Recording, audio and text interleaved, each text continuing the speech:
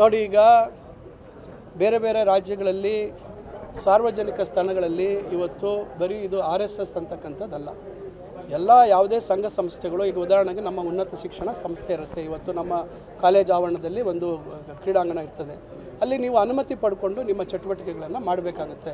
ಇವತ್ತು ಪಾರ್ಕ್ ಇರ್ತದೆ, ಸಾರ್ವಜನಿಕ ಪಾರ್ಕ್, ಅಲ್ಲಿ ಎಲ್ಲ ಜಾತಿ ಧರ್ಮದ ಜನ ಇವತ್ತು ಅಲ್ಲಿ ಬರ್ತಾರೆ. ಅಂಥದ್ರಲ್ಲಿ ನೀವು ಅಲ್ಲಿ ನಿಮ್ಮದೇ ಆದಂಥ ಕಾರ್ಯಚಟುವಟಿಕೆಗಳನ್ನು ನೀವು ಮಾಡುವಂಥದ್ದು ಎಲ್ಲೋ ಒಂದು ಕಡೆ ಇದು ಇಟ್ಸ್ ಅಬ್ಜೆಕ್ಷನಬಲ್ ಥಿಂಗ್. ಸ್ವಲ್ಪ ಶಿಸ್ತಿರಲಿ, ನಾಳೆ ಬೆಳಗ್ಗೆ ಅನುಮತಿ ತೊಗೊಳ್ಳಿ, ಅನುಮತಿ ಪಡ್ಕೊಂಡು ಯಾರ್ಯಾರು ಅವರವರ ಚಟುವಟಿಕೆಗಳು ಮಾಡುವಂಥದ್ದಕ್ಕೆ ಯಾವುದೇ ಅಭ್ಯಂತರ ಇಲ್ಲ.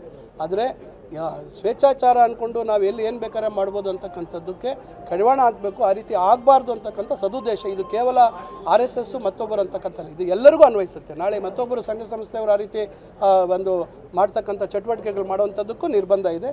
ಇದು ಒಂದು ರೀತಿ ಶಿಸ್ತನ್ನು ತರ್ತಕ್ಕಂಥ ಉದ್ದೇಶದಿಂದ ಅದನ್ನು ತರಲಾಗಿದೆ. Thank you.